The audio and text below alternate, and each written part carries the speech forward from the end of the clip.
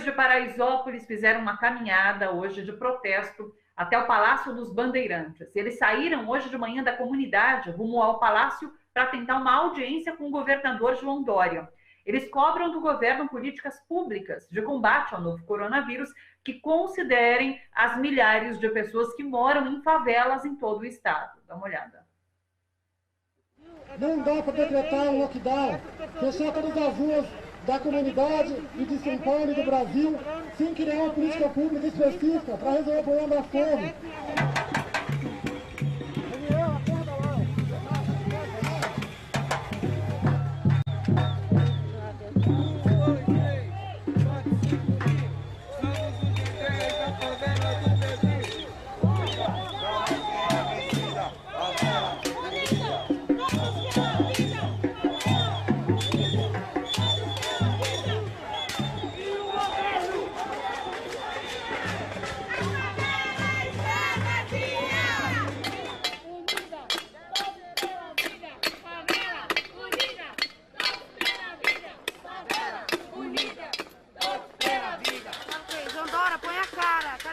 A gente não precisa de R$600, a gente não quer cesta básica, a gente quer respirador, hospital, a gente quer atendimento para dentro das comunidades.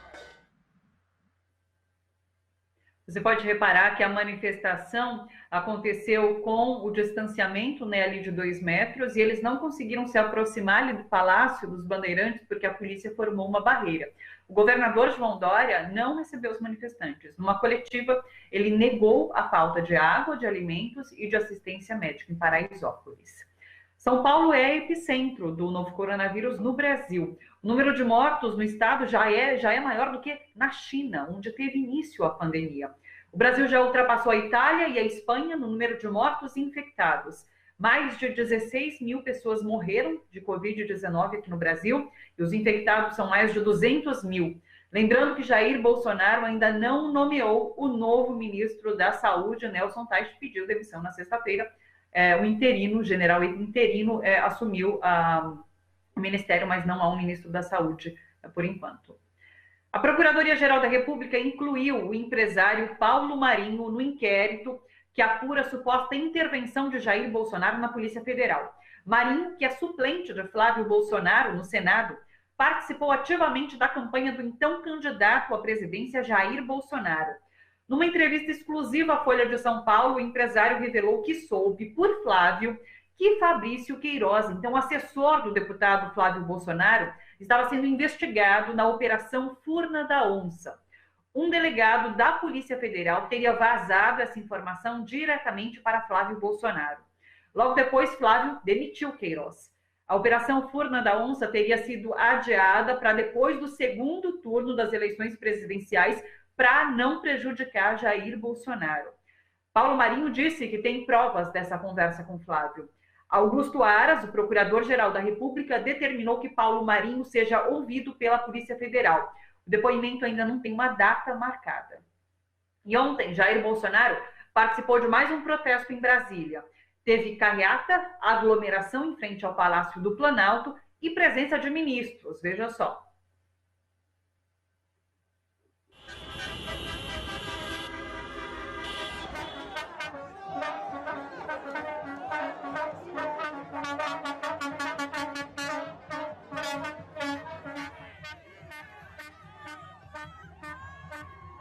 Não existe preço para nós, políticos, ter uma manifestação espontânea dessa maneira, vindo do coração, da alma do povo brasileiro, que, repito, acima de tudo, quer liberdade, quer democracia, quer o respeito. Presta atenção, a sua toga vai virar pano de chão, STF. Presta atenção, a sua toga vai virar pano de chão.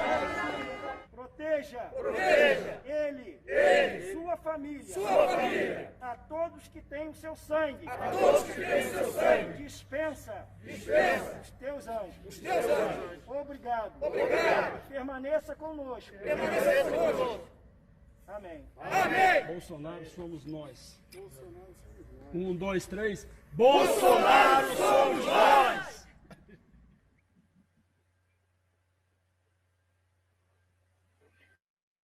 Hoje, Comissão Arnes de Direitos Humanos emitiu uma nota pública se posicionando em relação à postura do presidente. Diz um trecho do documento: só resta sublinhar o que já ficou evidente. Jair Bolsonaro perdeu todas as condições para o exercício legítimo da presidência da República, por sua incapacidade, vocação autoritária e pela ameaça que representa a democracia. Ao semear a intranquilidade, a insegurança, a desinformação e, sobretudo, ao colocar em risco a vida dos brasileiros, seu afastamento do cargo se impõe. Essa é a nota pública da Comissão Arnes de Direitos Humanos. Sobre tudo isso, a gente conversa agora com o sociólogo, diretor do jornal Le Monde Diplomatique Brasil, o Silvio Catiabava. Olá, Silvio, tudo bom? Olá, Thalita. Tudo bem? Você? Tudo certo também, na medida do possível, né? Vamos começar conversando sobre Paulo Marinho e essa nova denúncia que aparece, então, e que se soma a esse inquérito no STF. Agora, Paulo Marinho será ouvido pela Polícia Federal sobre as informações que passou para a Folha de São Paulo. Você acha que dá mais peso a essa investigação e as denúncias contra Jair Bolsonaro nesse momento, Silvio? Olha, eu acho, mas o mais importante é o aparecimento na cena pública do Paulo Marinho, né? O Paulo Marinho é um empresário que apoiou desde sempre a campanha do Bolsonaro, né? Cedeu a sua casa no Rio de Janeiro como um comitê eleitoral. Depois ele ofereceu a casa para se discutir também quais eram a formação do governo, quais eram os ministros, as pessoas para serem convidadas. E ele, nesse momento, está passando para o Dória, está apoiando o governador Dória para a campanha de 2022, né? E vai para o PSDB. Isso é uma indicação de como os empresários, eles estão também saindo do barco de Bolsonaro, né? Não é à toa, quer dizer, a base de apoio do Bolsonaro está se estreitando, né? Mas é preciso também lembrar que a fala do Paulo Marinho, né, coloca de novo a questão das milícias e da família Bolsonaro, né? Ele fala do Queiroz, da ação da Polícia Federal para tentar chegar ao Queiroz. Um delegado da Polícia Federal teria avisado a família Bolsonaro de que iam atrás do Queiroz. Precisa saber que delegado é esse. Ele precisa se identificar, né? E o fato de ter sido atrasada, né, a operação que ia ser feita em função das eleições já mostra uma Polícia Federal politizada, né? Não é essa discussão que a Polícia Federal tem que ser neutra. De fato, o que ela mostrou, e a Polícia Federal tem uma hierarquia, isso não acontece sem a coordenação da Polícia Federal ter concordado com isso. Essa operação foi adiada para evitar problemas para o Bolsonaro nas eleições, não é? Então, coloca também uma questão assim, afinal, a relação do Bolsonaro com as milícias é evidente, o Adriano foi morto, não é? Como uma queima de arquivo, não era necessária, uma casa cercada, ele isolado, não havia motivo para a morte, ele foi morto, e mesmo o Bolsonaro, ao vivo, na televisão, em uma dessas últimas falas dele, ele fala: minha sogra era traficante e falsária. Eu não sabia disso quando eu casei com a Michele, mas teria casado assim mesmo com ela, né, se soubesse. Quer dizer, ele está chancelando a sua relação com o crime organizado, com as milícias, desde muito antes, né? Então, essa questão é uma questão que precisa ser levada a sério, ser levada a fundo. Também acho que a questão das manifestações mostra um estreitamento da base de apoio do Bolsonaro, né? E isso aparece no Datafolha de 27 de abril, mostrando que o pessoal que tem mais de 10 salários mínimos está reduzindo o apoio a ele, embora ainda seja expressivo. Isso acontece também com a faixa entre os 5 e os 10 salários mínimos, está reduzindo o apoio a ele. Os panelaços são uma expressão disso também. E a manutenção do prestígio dele com os mais pobres tem a ver, por exemplo, com essa transferência dos R$600. mas a crise não vai acabar agora. E quando esse auxílio acabar? Né? E aí eu acho que a gente chega no ponto central do meu argumento. O Bolsonaro está apostando no caos. Ele está querendo, né, que a pandemia se alastre e se aprofunde. Né? Você veja, até dia 14 de maio, no Ministério da Saúde gastou 8 bi dos 18,9 bi que ele tem destinados ao combate do Covid. Né? É uma retenção de recursos. Né? Esse é um estudo muito recente, né, que vai estar sendo publicado agora nos jornais. Né? E também a questão do auxílio dos R$600, ele chegou a 50 milhões de pessoas, mas tem 80 milhões de pessoas que precisam dele. E é deliberadamente da parte do governo, né, uma orientação de que 33% dos pedidos de bolsa cadastrados têm que ser rejeitados. Né? Então você veja que aí, a FUNAI, por exemplo, a FUNAI tem dinheiro para ajudar os índios, não tem um tostão que foi para eles. Né? Então esses bolsonaristas, eles se radicalizam. Aqueles que nós vimos agora na informação com a boina vermelha e a camiseta preta, eles tinham estiletes, tinham facas consigo, estão armados, né? O acampamento em Brasília dos 300 também foi declarado pela sua liderança que tinha gente armada. Você começa a ter agressões aos jornalistas, né? Então, eu estou entendendo que há uma aposta, já que a base se estreita, de se aproximar cada vez mais dos militares e tentar comprometê-los. Nem todos estão aderindo a essa proposta, mas tentar comprometê-los na continuidade de um golpe que está em curso, é aos poucos, não é? A pandemia agravada e a dificuldade de continuar repassando os R$600, dificuldade alegada pelo governo, porque tem dinheiro para isso, né? Quer dizer, há 50 ou 80 milhões de brasileiros, que, veja bem, a desigualdade social nossa, eles precisam desse dinheiro para comer.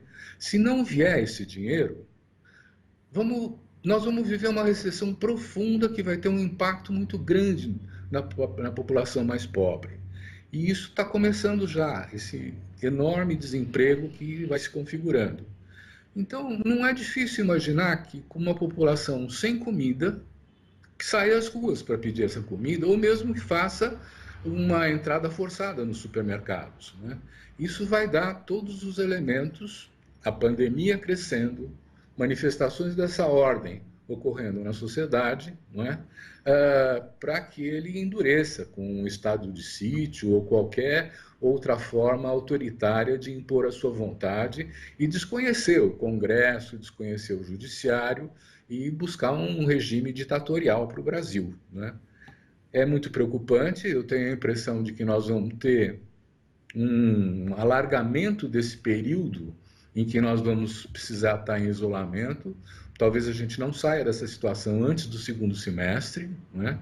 E é preciso ter políticas como essa da renda básica, que vai ser discutida, para garantir um mínimo de dignidade e de direitos para uma grande maioria. Nós estamos falando de quase 100 milhões de brasileiros, né?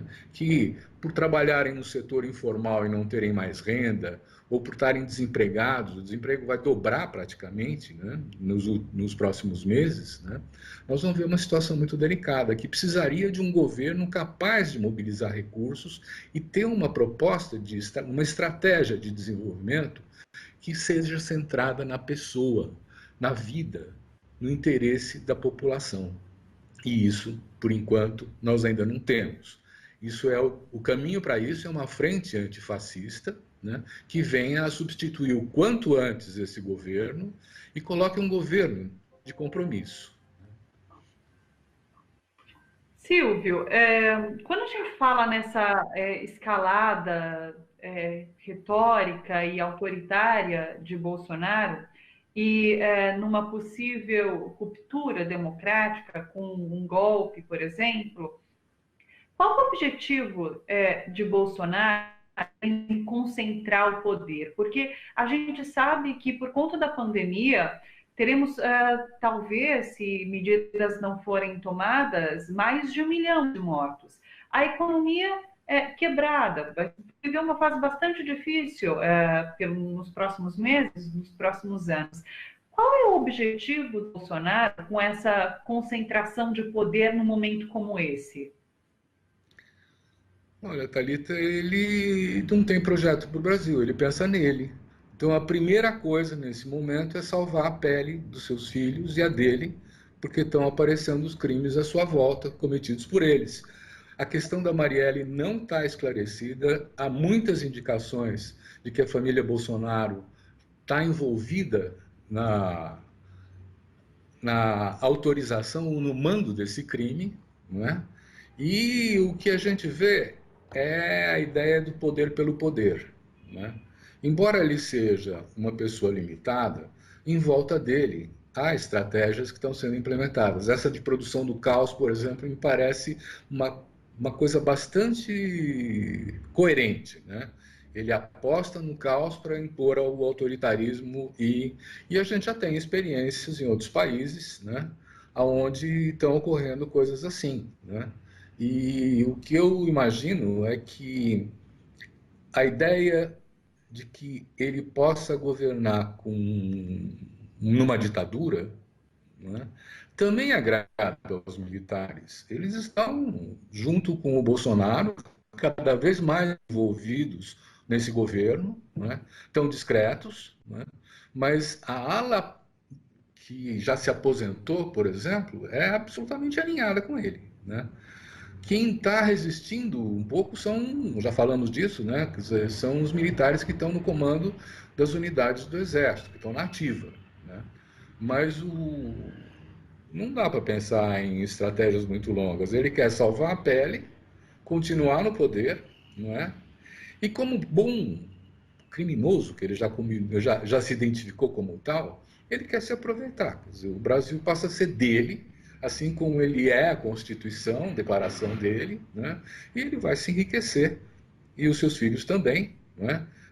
Nesse processo. Eu vejo com um horizonte muito curto de análise, vamos dizer assim, o porquê que ele está lá. Ele está lá porque o mundo favoreceu circunstâncias de que ele pudesse assumir aí, e ele não mudou seu perfil. Ele faz negócios ilegais, ele faz a rachadinha nos gabinetes parlamentares que os seus filhos e ele ocupam, investe em imóveis clandestinos construídos pela milícia.